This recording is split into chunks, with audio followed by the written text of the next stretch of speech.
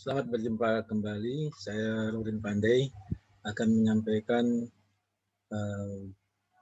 kuliah tentang statistik 1. Dalam statistik yang kita bicarakan adalah mengenai masalah bagaimana mengolah data, terutama data yang kuantitatif, seperti yang sudah kita pelajari pada pertemuan sebelumnya.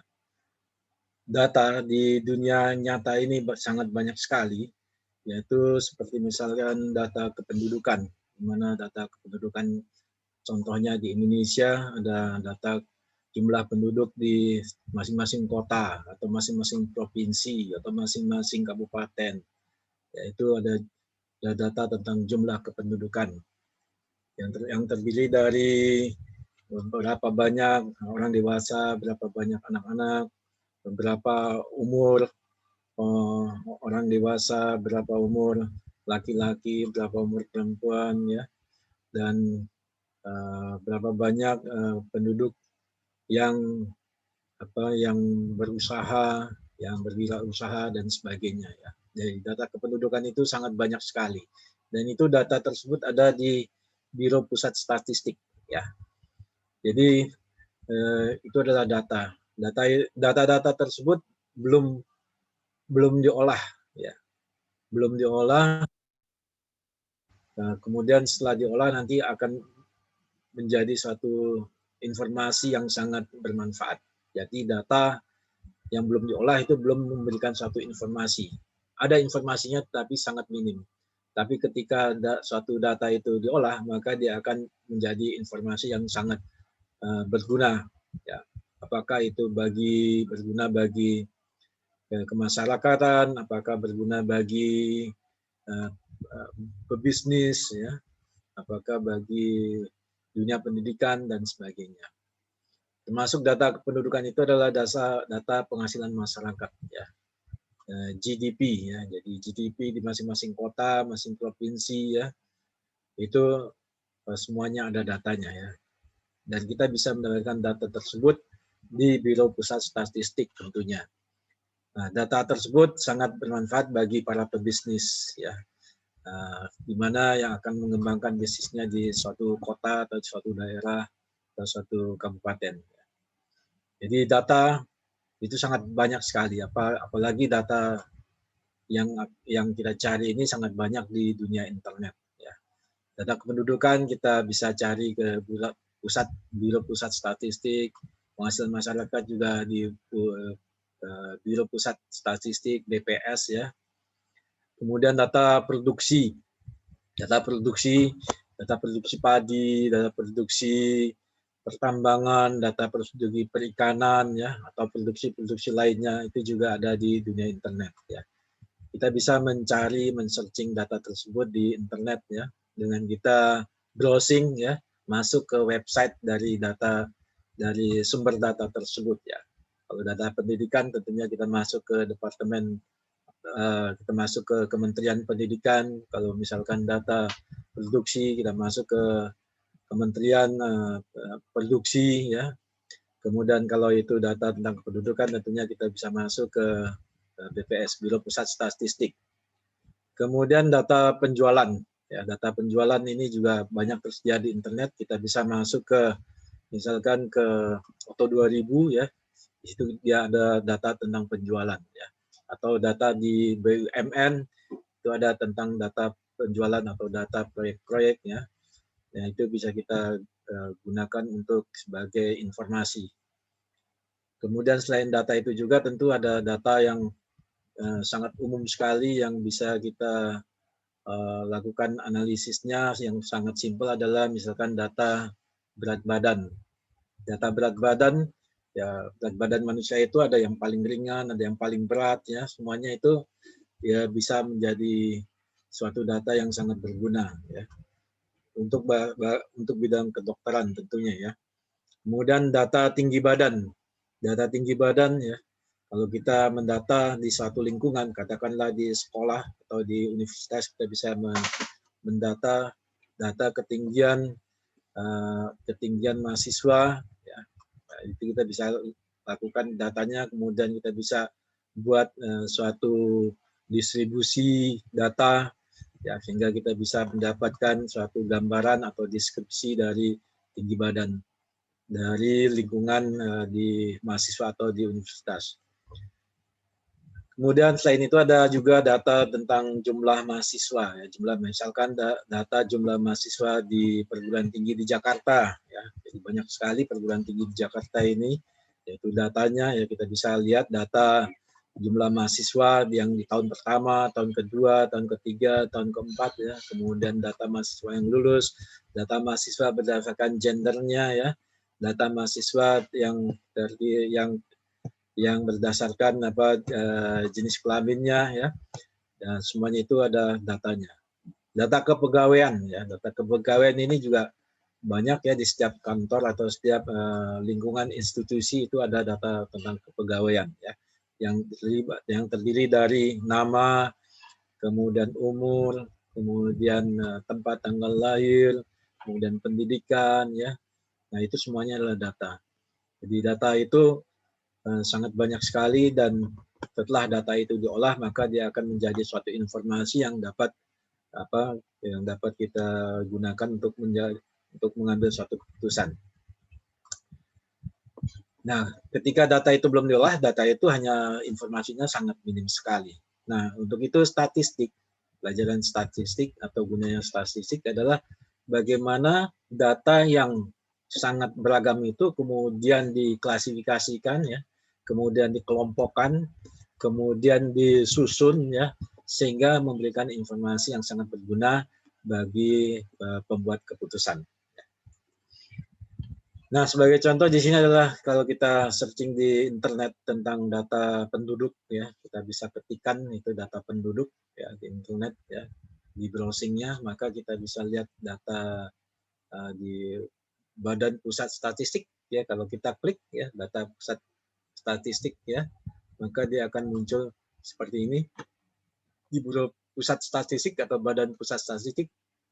Itu ada data tentang ekspor impor, ya, data tentang energi, tentang harga eceran, tentang pertanian dan pertambangan, ya, ini hanya contoh saja, ya, tentang kehutanan, kemudian perikanan, perkebunan, pertambangan, peternakan, kemudian ada tanaman pangan, ya.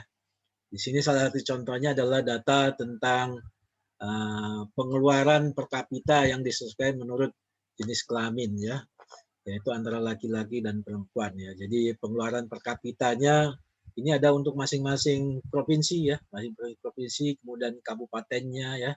Ini pengeluaran untuk laki-laki di tahun 2010, kemudian di tahun 2000 perempuan di tahun 2010, ya. Dan seterusnya sampai seluruh Indonesia, ya, ada 34 provinsi, yaitu datanya semuanya ada di BPS, ya.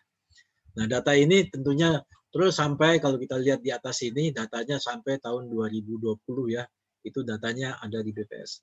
Nah, sehingga data ini tentunya sangat berharga dengan ketika sudah diolah tentunya, ya. Mana daerah yang mempunyai pengeluaran per kapita yang paling tinggi, yang paling rendah, ya.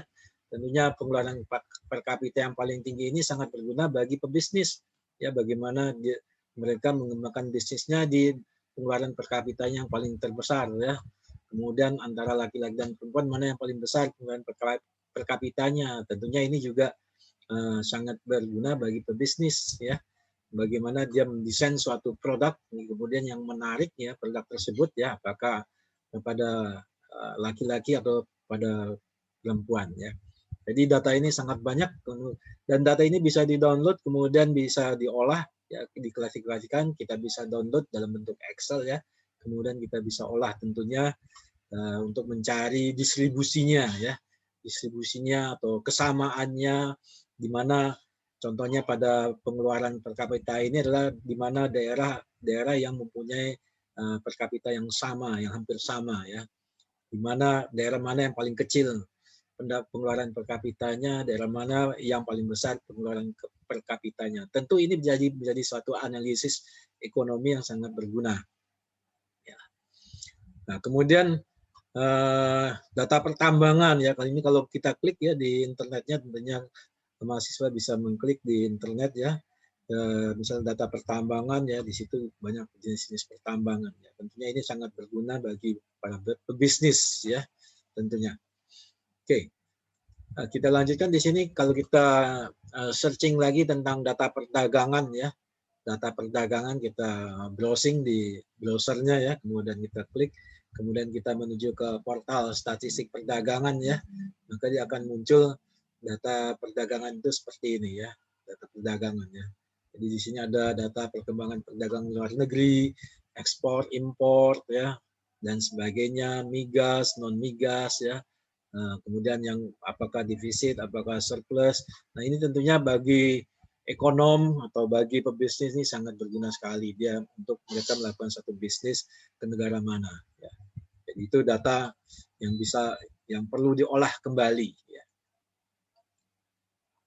Nah sebagai contoh di sini adalah kita mempunyai sekumpulan data, yaitu data produksi karpet ya, produksi karpet dalam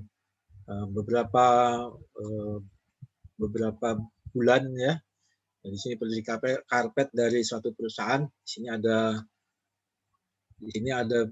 berapa jumlah datanya? 1, 2, 3, 4, 5, 6, 7, 8, 9, 10. Ada 30 data ya. Berarti ada 30 bulan ya data produksi karpetnya ya.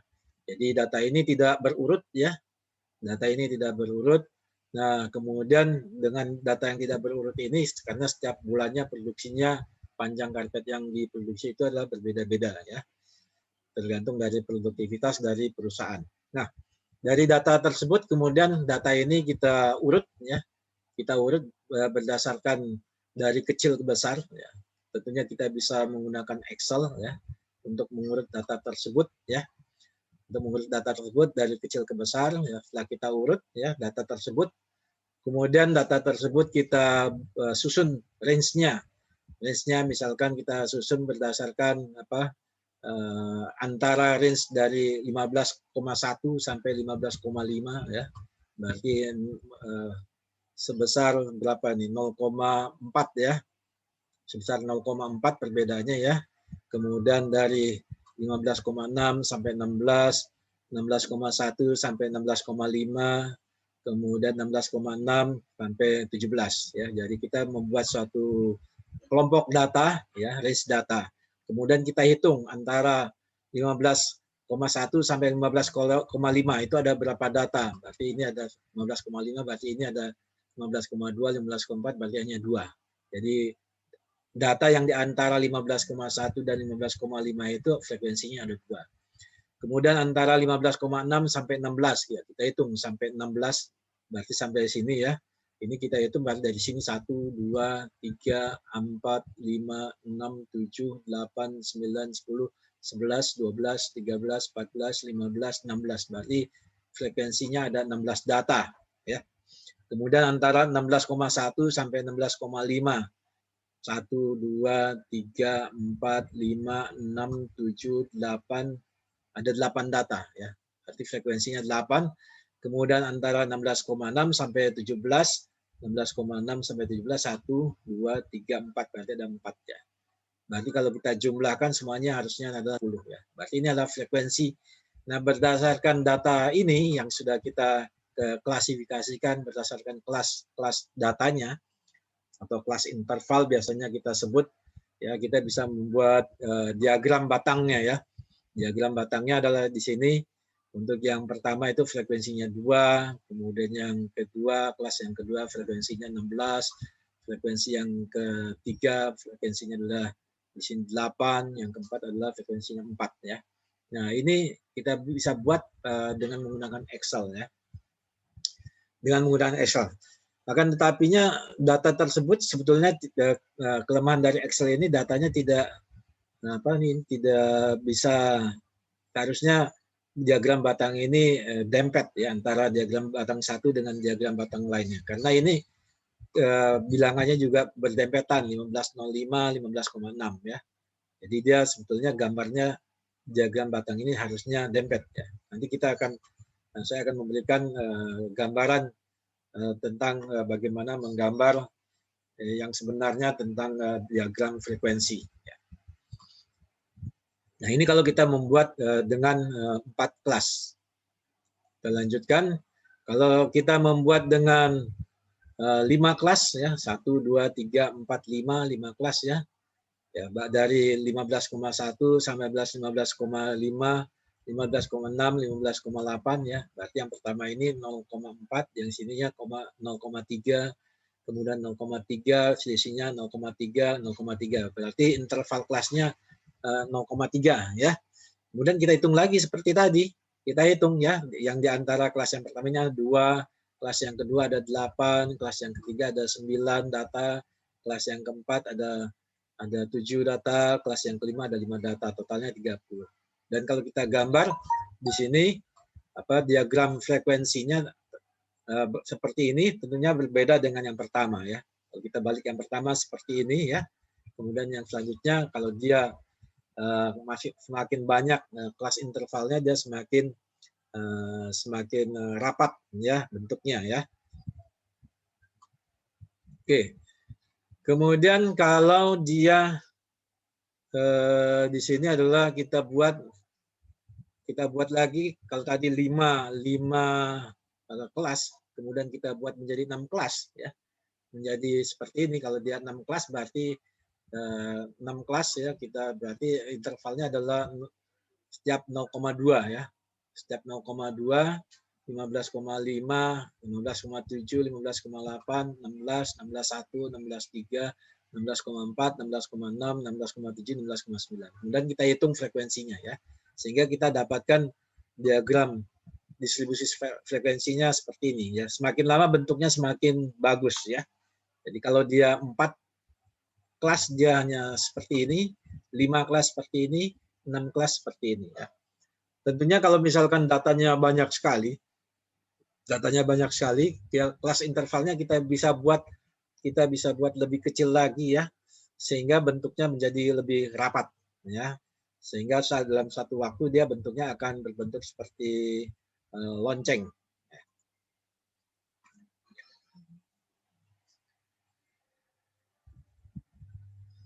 Nah, di sini saya akan sharing terlebih dahulu ya tentang bagaimana membuat data tersebut, mengolah data tersebut dengan menggunakan Excel ya.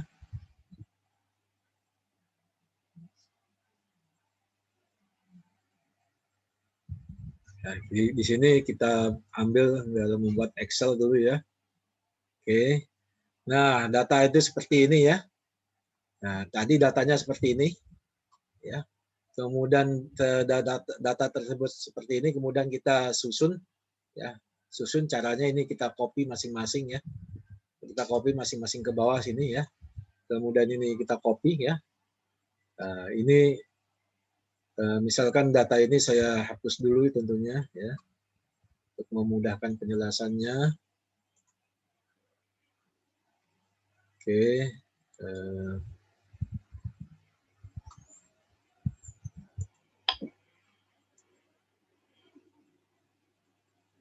Oke, ini kita coba kita hapus dulu. Kemudian oke, ini kita copy ya, kita copy satu-satu ya, caranya copy ke sini ya. Oke, kemudian ini kita copy lagi satu-satu ya. Sudah kita copy satu-satu, kemudian yang ini lagi kita copy. Kemudian yang ini lagi kita copy. Oke, kemudian yang ini kita copy ya. Kemudian yang ini kita copy ya.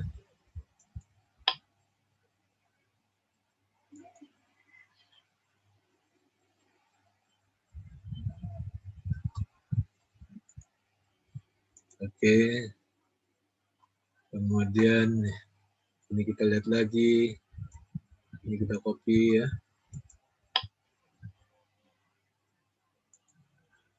Bisa kita copy atau kita ketik kembali juga boleh ya.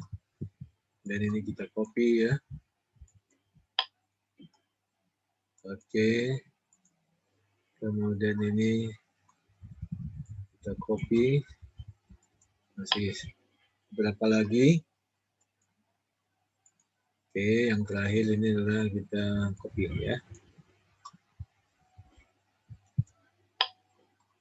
Oke. Nah, kita sudah dapat data ini. Nah, namun data ini belum berurut ya. Nah, supaya berurut ya, ini data ini kemudian kita kopikan ke sebelahnya lagi ya, supaya data aslinya tidak hilang ya. Ini kita copy ke sebelahnya. Oke.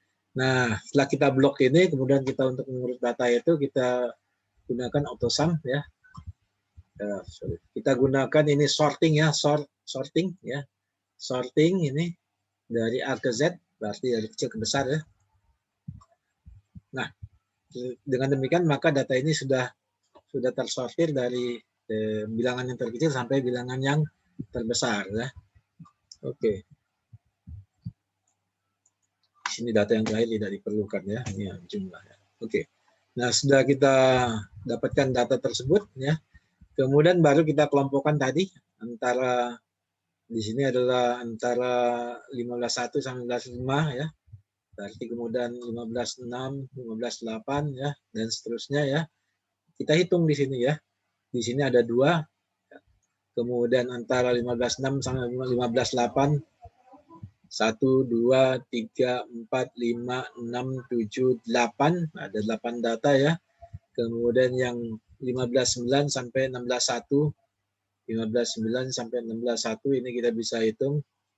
15.9 sampai 16.1. Berarti 1, 2, nah 15.9 ya. 1, 2, 3, 4, 5, 6, 7, 8, 9 ya. 9 ya, ada 9 data ya. Sini ada 9 data, kemudian 16.2, 16.5. 16.2, 16.5 ini adalah 1, 2, 3, 4, 5, 6, 7. Ada 7 ya, ini 7. Kalau ini ada 7, kemudian yang terakhir adalah 16.6 sampai 16.9. 16.6, 1, 2, 3, 4. Ada 4 ya. Sehingga kita dapatkan data seperti ini ya. Nah, dari data seperti ini, kemudian kita bisa membuat diagramnya. Ya, ini untuk membuat diagramnya caranya adalah ini. Ya, kita sorot sampai seperti ini ya. Kemudian ini adalah di sini insert. Oke. Insert, kemudian ini kolom ya. Oke. Kemudian kita klik ini ya. Ya, maka kita dapatkan diagram batangnya seperti ini, diagramnya. Akan tapinya gambar ini sebetulnya masih kurang pas. Seharusnya untuk diagram ini harusnya antara diagram batang satu dengan batang lainnya ini tidak ada ruangan ya. Di sini dempet ya. Kenapa? Karena angka kita adalah dempet sini 15,5, 15,6. Jadi continuous ya, continuous datanya harusnya ya. Jadi gambar dengan menggunakan Excel ini masih belum pas ya. Demikian juga kalau kita membuat dengan range 4 data, 4 kelas interval atau 6 kelas interval dan seterusnya itu dengan cara yang sama ya. Nah, kita kembali ke slide kita. Oke, kita kembali ke slide kita ya.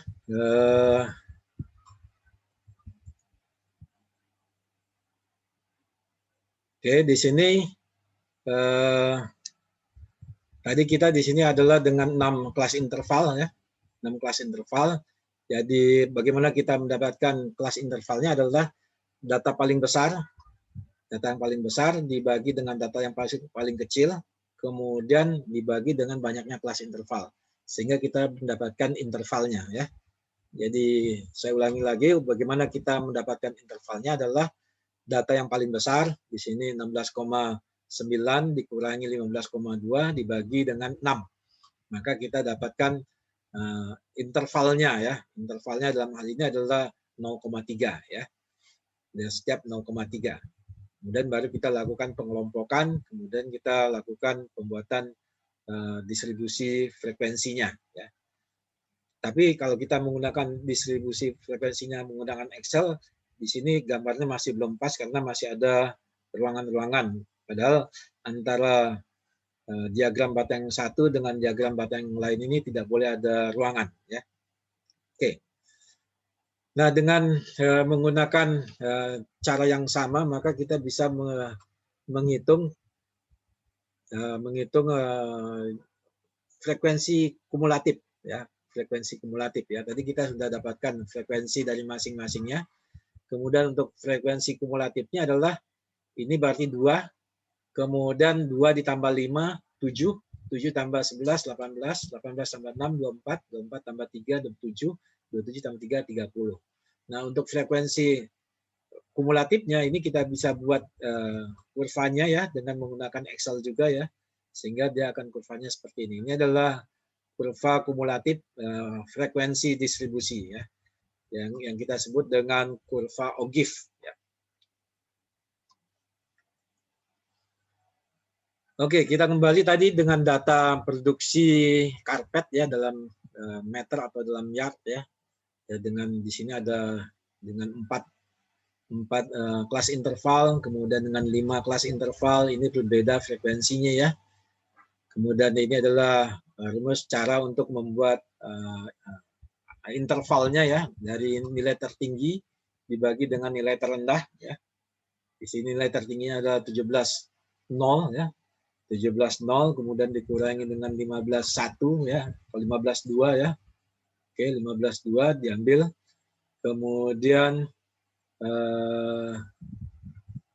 Kemudian dibagi dengan banyaknya kelas interval yang kita inginkan. Maka kita dapatkan adalah intervalnya sebesar 0,3 yard. Ya, kalau satuannya yard kita pakai yard, kalau satuan meter kita pakai meter ya. Oke, setelah itu kita bisa buat distribusi frekuensinya, kita hitung frekuensinya antara 15,2 dengan 15,4 itu frekuensinya berapa dan seterusnya ya. Berarti di sini ada pakai 6 kelas interval ya. Nah, setelah itu kita bisa gambarkan. Nah, gambar dari distribusi frekuensinya yang tepat itu adalah seperti ini ya. Jadi ini adalah production dalam yard ya, atau dalam meter ya katakanlah ya. Nah, ini frekuensinya di sini yang pertama kelas interval 2, kemudian 5, kemudian 11 dan 6, 3, 3 ya. Jadi dia berbentuknya seperti ini. Jadi diagramnya itu nyambung ya. Jadi tidak ada yang ruang yang kosong di antara diagram batang yang satu dengan diagram batang yang lain. Ini adalah distribusi frekuensi dari data produksi karpet tadi ya, 30 data karpet ya. Dengan kelas intervalnya ada 6 kelas ya, dengan jarak intervalnya adalah sebesar 0,3 ya. Jadi kalau kita lihat di sini adalah kelasnya seperti ini. Kemudian kalau dia distribusi karpet itu menggunakan satu yard kelas interval, ya, 1 yard kelas interval, berarti dia hanya punya 2 diagram batang ya.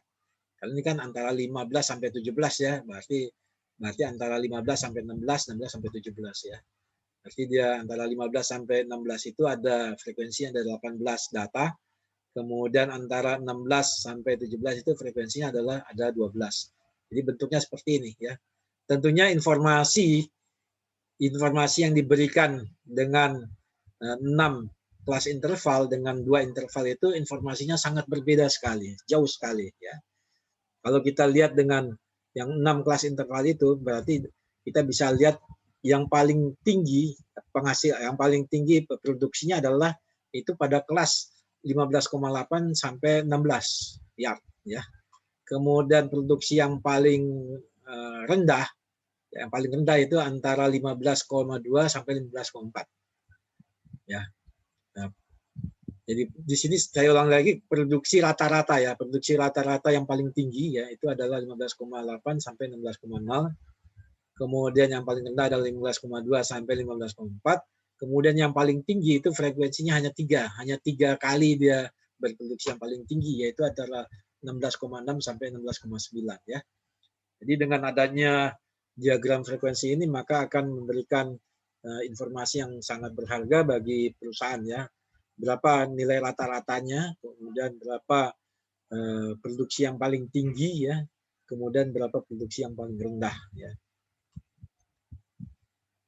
Kan tapinya dengan dua frekuensi seperti gambar 22 ini tidak bisa memberikan informasi yang lebih dibandingkan dengan informasi yang di atas karena dia hanya 2. Di sini hanya kita hanya bisa tahu bahwasanya yang diproduksi antara 15,1 sampai dengan 16,0 itu ada 18 kali ya. Kemudian antara 16,1 sampai 17 itu hanya ada 12 kali ya. Tapi kita tidak tahu berapa produksi yang paling rendah, berapa produksi yang paling tinggi ya. Di sini produksi yang paling tinggi itu hanya 12 kali ya. Produksi paling rendah itu hanya bisa sampai 18 kali, hanya 2. Ya, sedangkan pada informasi di atas ini produksi yang paling rendah, ini produksi yang paling tinggi, kemudian ada produksi yang rata-ratanya berapa kali mencapai produksi yang rata-rata. Jadi dengan banyaknya kelas interval yang semakin banyak, ya, tentunya dengan data yang semakin banyak juga, maka kita bisa mendapatkan suatu diagram frekuensi yang sangat berguna informasinya dalam membuat suatu keputusan atau perencanaan. Ya, dalam hal ini adalah perencanaan produksi.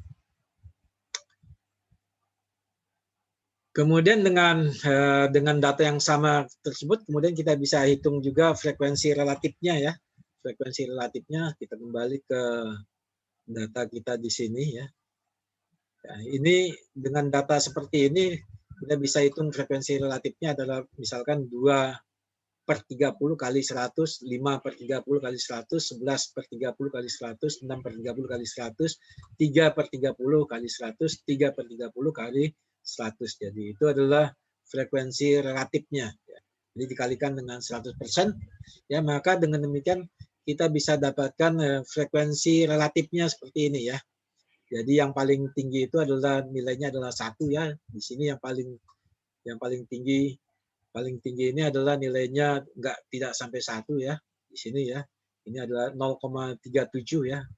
Berarti 0,37, kemudian kita bisa tahu bahwasanya 7% produksi itu, nah ini cara membacanya 7% produksi itu produksinya adalah antara 15,2 sampai 15,4. Sedangkan 37% produksi itu adalah antara 15,8 sampai 16,0. Kemudian 10% produksi yang produksi yang paling banyak ini adalah antara 16,7 sampai 16,9 ya. Jadi dengan menggunakan frekuensi relatif kita bisa melihat berapa persentase produksi pada kelas interval tertentu. Nah, tadi kita sudah mempunyai suatu diagram frekuensi ya. Dengan diagram frekuensi ini kita bisa lihat di sini ada nilai tengahnya ya 15,3, di sini ada 15,6, di sini adalah 15,9, nilai tengahnya adalah 16,2, kemudian 16,5, kemudian 16,8. Nah, kalau nilai tengah ini kita hubungkan, maka dia akan membentuk suatu frekuensi poligon ya, poligon frekuensi ya. Di sini adalah poligon frekuensi dengan intervalnya 0,3 ya. Ini gambar nih diagram frekuensinya. Ya, kalau kita ini superimposkan dengan frekuensi tadi ya, maka dia gambarnya seperti ini ya. Gambar diagram batangnya, kemudian gambar diagram frekuensi diagram poligon frekuensinya. Nah, ini kalau 30 data seperti ini. Nah, ketika datanya itu makin banyak, katakanlah data itu sampai 300 ya, dengan kita menggunakan interval sebesar 0,2 yard ya intervalnya ya, maka diagram batangnya semakin rapat ya. Kemudian poligon frekuensi juga semakin halus sehingga kemungkinan kita akan dapatkan suatu bentuk seperti ini ya. Jadi ini adalah suatu bentuk frekuensi distribusi jadinya ya. Karena dia datanya sangat banyak sampai 300, maka poligon frekuensinya semakin halus seperti ini ya bentuknya ya. Dan kalau ini diperbanyak lagi, kemudian kelas intervalnya diberi serapat mungkin ya, maka dia akan membentuk seperti lonceng ya. Itu yang kita kenal dengan distribusi frekuensi dari suatu data yang normal ya.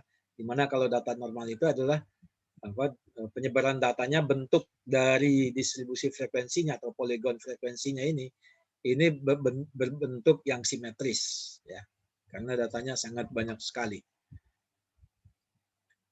Oke, selain itu bisa juga kita membuat suatu data, mengolah data itu seperti kumulatif, data kumulatif kurang dari, ya, kurang dari, ya.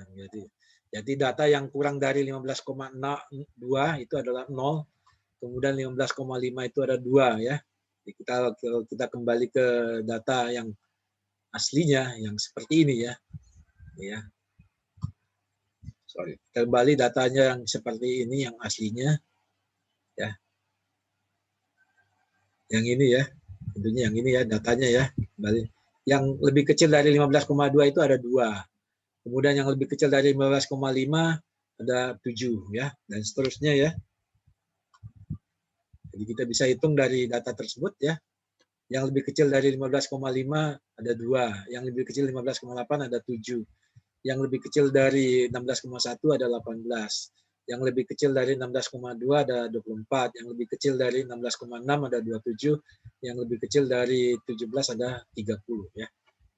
Nah, dengan demikian maka kita bisa gambarkan ini, ya, gambarkan bentuk kurvanya, ya. Di sini adalah kurva, di sini adalah sumbu frekuensi, di sini adalah datanya, ya. Maka kurvanya akan bentuk seperti ini. Dan kurva ini yang kita sebut dengan kurva Ogif, ya. Kurva Ogif dari distribusi frekuensi, ya, untuk 30 karpet, ya.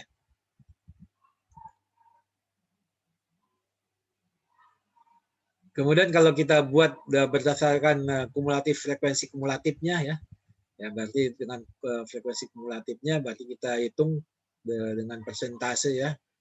Ya, ini 0%, kemudian di sini 2/100, ya, 2/100, kemudian ya, kemudian ini 18/100, 24/100, kemudian 27/100, kemudian di sini, ya, di sini kumulatif, ya, berarti dijumlahkan, ya, dijumlahkan, kemudian dijumlahkan menjadi 23%, dijumlahkan dengan yang 18/100. Jadi saya ulangi lagi, ya, 0/100, ya, 0, ya. Kemudian 2/100 dijumlahkan dengan 0. Kemudian 7/100 dijumlahkan dengan 0,07. Kemudian 18/100 dijumlahkan dengan 0,23 menjadi 0,60, ya. Kemudian 24/100 ditambahkan dengan 0,6 jadi 0,8 dan seterusnya sehingga kita dapatkan yang 30 ini, ya, dijumlahkan dengan 0,9, 30/100 dengan 0,9, ya, sehingga kita dapatkan 1, ya. Jadi ini jumlahnya 1, ya. Maka kita bisa dapatkan Ogif-nya, Ogif less than dari produksi 30 karpet, ya, dengan menggunakan frekuensi relatif, ya. Jadi dalam kita membuat suatu distribusi frekuensi bisa kita buat dengan distribusi frekuensinya atau distribusi frekuensi relatif, ya. Oke, dengan distribusi frekuensi relatifnya, gambarnya seperti yang tadi, yang di sini, ya. Ini kita bisa mengestimasi berapa kalau 50%, ya. Kalau 50% berarti di sini adalah ini pendekatannya adalah produksinya adalah 15,95, ya. Jadi kita bisa kalau ini pakai skala yang sangat teliti, maka kalau dia 50%, maka produksinya adalah 15,95, ya. Nah, sehingga dengan adanya pengolahan data statistik, ya, dalam arti kita membuat distribusi frekuensi, ya, ya, dengan distribusi frekuensi kumulatif atau distribusi frekuensi relatif, ya, itu kita bisa membuat satu analisis data, ya, sehingga dari data tersebut kita bisa membuat satu keputusan, ya, dalam hal ini adalah keputusan produksi, ya. Nah, sekian untuk pelajaran kita tentang statistik, ya, tentang distribusi frekuensi. Semoga pengetahuan ini bermanfaat.